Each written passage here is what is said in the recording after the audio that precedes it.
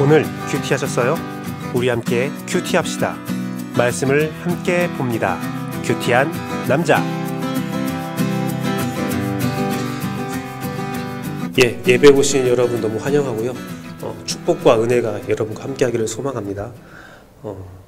그 말씀을 가기 전에 그 제사의 모습을 우리가 쭉 읽어봤는데요. 읽어보시면 여러분이 알 수 있는 것이 무엇이냐면, 제물을 바치고 제물을 이렇게 살라는 거 있잖아요. 제물을 이렇게 쪼개고 그 기름기를 다 제거하는 것은 제사장이 하는 것이 아닙니다. 제물을 가져온 사람이 그걸 다 발라서 다 부분으로 나눈 다음에 제사장에게 가져가는 겁니다. 그러면 제사장이 그것을 가지고 피를 뿌리고 번제를 드리는 것이지요. 제물을 바치는 그 어려운 행위, 도륙하는 행위는 제사를 가져오는 본인이 해야 되는 거거든요. 이 관점에서 우리가 바라볼 때 예배의 주체는 어떤 예배를 인도하는 자들이 아니라 예배를 드리는 여러분입니다. 여러분의 삶을 가지고 하나님께 나아올 때에 온전한 제사를 드릴 수가 있는 겁니다. 여러분이 나와서 기도해야 이 새벽에 울려 퍼지는 말씀이 의미가 있어지는 거고요. 여러분이 나와서 그 말씀을 가지고 여러분 삶을 재단하고 여러분 삶을 살아갈 때 나쁜 것과 좋은 것들을 구분하여서 하나님께 드릴 것은 드리고 취할 것은 취할 때에 비로소 예배가 완성되는 것입니다. 그런 의미에서 오늘 반포침례교회 울려 퍼지는 새벽의 말씀이 완성이 여러분 손에서 이루어진다는 사실을 기억하고, 여러분이 얼마나 복되고 하나님의 뜻에 합당한 곳에 앉아 있는지를 기억하며 함께 예배하기를 소망합니다. 오늘은 화목제에 관한 규정에 대한 말씀을 나눠보도록 하겠습니다. 화목제는요, 술람이라는 뜻을 가지고 있습니다. 이것은 평화와 화목과 안녕이라는 의미를 가진 제사로서 개인이 원할 때는 언제든지 자발적으로 드릴 수 있는 제사입니다.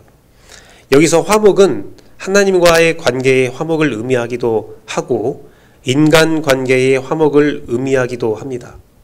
즉, 이스라엘 백성이 하나님과 관계에 대한 열망이 있거나 아니면 하나님과의 관계에 대한 감사함이 있으면 화목제물을 드리는 것이고, 또한 이웃과의 관계, 가족과의 관계에서 화목한 일이나 감사한 일이 생기면 나와서 하나님 앞에 화목제물을 드리는 것이다 라고 생각하면 됩니다. 가장 유명하고 의미가 깊은 화목제물이 있지요. 그것은 바로 예수 그리스도입니다. 로마서를 통해 바울은 예수 그리스도가 우리의 화목제물 되었다라고 선포하고 있습니다. 제가 어렸을 때 지식이 부족할 때는 화목제물은 불에 태우는 제목이구나, 그런 제물이구나라고 생각했어요. 로마서를 공부하면서 화목제물이라는 단어를 보면 불에 불살라서 온전히 다 드리는 제사구나라고 생각했는데, 그것은 번제라고 따로 있고요. 화목제물은 정말 하나님과의 관계를 화목하게 만드는 제물이다라는 뜻입니다. 그래서 예수 그리스도가 화목제물이 되었다라는 것은 나와 하나님과의 관계를 화목하게 하고 나와 이웃과의 관계도 화목하게 하시는 것이 바로 예수 그리스도다라는 뜻을 가지고 있는 겁니다. 우리가 소유한 모든 관계의 화목과 안녕을 허락하는 분이 바로 예수 그리스도라는 것입니다. 그런데요, 이 화목제물에는 다른 제사와 특별히 다른 모습이 하나 있습니다. 그것은 무엇이냐면 나눔입니다. 다른 제사는요, 제사를 지내는 사람들이 제물에 대한 어떠한 소유를 가지지 못합니다. 제물을 다 드리면 온전히 제사장이 그것을 규례에 따라서 처리하는 것이 다른 제사들입니다. 하지만 화목제물은 제물을 잘 준비하여서 제사장에게 가져가는 것은 무엇이냐면 그 콩팥이에요. 내장의 기름기입니다. 나머지 고기들은 제사가 끝나면 자기가 취하는 거예요. 내가 가져가는 겁니다. 제사장은 그들이 가져온 그 내장, 기름기를 가지고 제사를 드리는 것으로 모든 역할을 끝나게 되고요. 화목제물을 드린 사람은 또 7장의 말씀에 잘 기록되어 있는데요. 가장 좋은 넓적다리 고기는 제사장에게 드리고 나머지 고기들은 그날 다 먹어야 돼요. 3일을 넘길 수가 없습니다. 그날 다 먹어야 되는데 어떻게 먹기를 하나님께서 말씀하시냐면 나누어 먹기를 원합니다. 제사를 드린 제물을 가지고 자기만 먹는 것이 아니라 이웃들과 함께 나누면서 정말 진정한 화목을 보여주는 겁니다. 식탁 공동체를 이루는 것이죠. 하나님은 화목 제사에서 피와 기름은 제단에 뿌리고 제단 사방에 뿌리고 제물의 내장과 장기 기름은 모두 불살라서 하나님께 드리고 남은 고기는 그날 먹어야 한다. 레위기 7장 15절 말씀. 감사함으로 드리는 화목 제물의 고기는 드리는 그날에 먹을 것이요 조금이라도 이튿날 아침까지 두지 말 것이니라.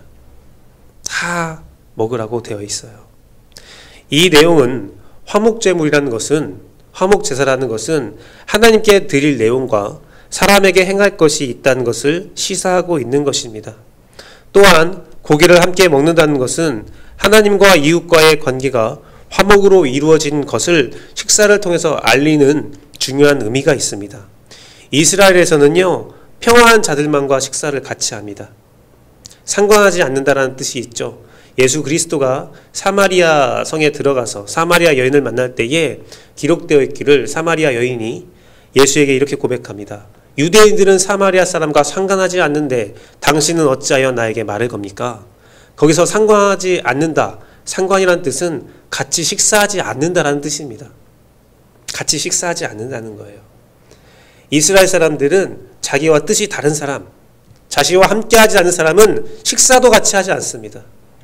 하지만 하나님께서 제사를 드린 그 고기를 함께 나누라는 것은 그 식사의 관계가 회복되었다는 것을 선포하는 것입니다. 그 관계가 가족과 같은 모습이 되었다는 것을 선포하는 것이죠. 화목제물을 통하여 하나님께 드린 것으로 같이 식사를 하고 또한 제물에 남은 고기를 가지고 이웃들과 함께 식사를 하면서 하나님과 사랑의 교제와 화평의 교제가 이루어지고 이웃과도 그 나눔을 통해서 사랑의 교제와 화평의 교제가 이루어지면서 화목제물은 마무리하게 됩니다. 화목제사의 피와 소의 것은 하나님께 드리고 고기는 이웃과 나누는 것에도 굉장히 영적인 의미가 또 숨어 있는데요. 피와 속의 것은 생명과 중심을 의미합니다. 고기는 생명과 중심을 통해서 살아가는 모습과 현상을 의미합니다.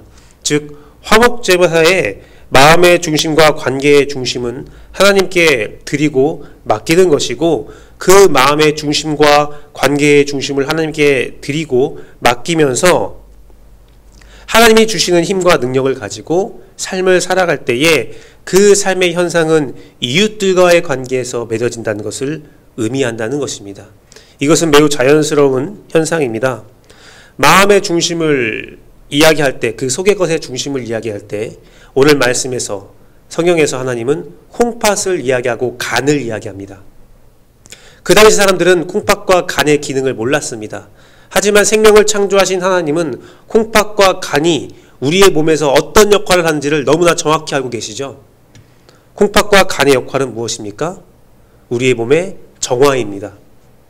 잘못된 것들은 걷어들여서 배출시키고 독성들은 없애버리고 좋은 것으로 우리의 몸에 돌게 하는 것이 간과 콩팥의 기능입니다. 간과 콩팥을 드린다는 것은 우리의 생각의 중심, 마음의 중심을 드린다는 것이고 그것은 무엇이냐면 하나님이 주시는 성령님을 가지고 하나님이 주시는 성령님을 중심으로 하고 나의 삶에 나쁜 것은 버리고 좋은 것만 취하라는 것입니다. 성령이 주시는 마음을 가지고 그 마음의 중심을 가지고 나의 삶에 나쁜 것을 버리고 좋은 것을 취하면 어떤 일이 벌어지겠습니까? 내 삶의 모든 관계에서 자연스럽게 열매를 맺게 됩니다.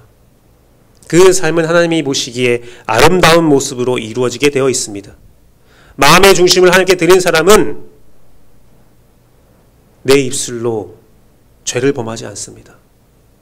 마음의 중심을 하나님께 드린 사람은 내 손과 발로 죄를 범하지 않습니다. 악한 것과 함께하지 않습니다. 선한 것과 함께합니다. 악한 것들은 어떤 모양이라도 버리고 정욕과 모든 탐욕과 욕심은 십자가에 못 박게 되어 있습니다. 야고보는요, 행함이 없는 믿음은 죽은 믿음이라 말하였습니다.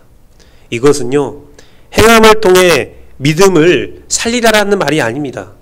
우리가 오해하는 게 행함이 없는 믿음은 죽은 믿음이니까 우리가 마구마구 행해야 돼, 그 뜻이 아니라 정말 살아있는 믿음을 소유한 사람이라면 행함으로부터 그 믿음이 드러날 수밖에 없다라고 말하는 겁니다. 행함을 많이 하면 내 믿음이 굳건해진다는 것이 아니라 믿음을 굳건히 세우면 행함이 이루어질 수밖에 없다. 바로 오늘 화목제물과 같은 삶을 살아갈 수밖에 없다라는 것이지요. 하나님께 마음의 중심을 드린 사람은 그 고기를 이웃과 나눌 수밖에 없다는 것입니다. 사랑하는 성도 여러분, 그래서 오늘 우리에게 화목제물은 매우 중요합니다. 바울이 예수 그리스도의 십자가의 보혈을 화목제물로 말한 것은 우리에게 굉장히 큰 의미가 있습니다. 여러분은 화목한 삶을 살고 있습니까? 여러분은 하나님과 관계가 올바르게 성립되어 있습니까? 그리고 그 관계로 이웃들과 화목한 관계를 이루고 있습니까? 여러분은 마음의 중심을 하나님께 드리고 있습니까? 그리고 삶의 열매가 이웃의 관계에서 열매를 맺어가고 있습니까? 예수 그리스도가 우리의 화목제물이 되었다는 것은 이러한 삶을 살아가야 한다는 것을 말합니다. 그러하기에 우리의 바른 관계 형성이 우리의 믿음의 유일한 증거가 되는 것이죠. 생각하고 고민해 봤을 때에 그러한 삶을 살고 있지 못한다면 그것도 좋은 의미가 될 수 있습니다. 그 이유는 지금 나의 신앙의 상태를 확인할 수 있고 내가 회복할 수 있기 때문입니다. 누가 봐도 그러한 삶을 살지 못하는데 본인은 잘 살고 있다 라고 말한다면 그 사람은 회복할 기회조차가 없는 것이지요. 화목제물은 제가 처음 말씀드릴 때에 개인이 원할 때는 언제든지 자발적으로 드릴 수 있다라고 제가 말씀드렸죠. 나의 부족함을 느낄 때마다 하나님께 나아가 예배하고 하나님이 주시는 힘을 공급받을 수 있다는 것입니다. 이미 나의 죄악은 예수 그리스도의 보혈로 인해 해결되었고 또한 예수 그리스도의 영원한 제물 되심으로 우리의 화목 제물은 이미 준비되어 있기 때문에 오직 내가 할 것은 한 가지입니다. 내 스스로 나의 부족함을 고백하고 하나님께 나아가는 시간과 정성을 마련하는 것입니다. 내가 하나님에게 집중하여 온 마음과 정성을 하나님께 드리고 하나님과의 관계가 회복되어서 믿음이 풍성해지고 성령의 충만함을 느꼈을 때에 그 힘으로 공급해 주시는 능력과 힘으로 자연스럽게 살아가며 성령 충만한 삶에서 화평과 화목을 이룰 수가 있다는 것입니다. 여러분 입술로 손과 발로 죄를 행하지 마십시오. 그 죄를 행했다면 주 앞에 나가 화목을 이루는 여러분 되기를 소망합니다.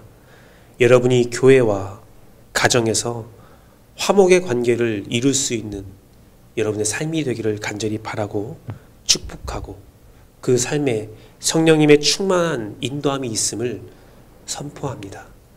기도하겠습니다.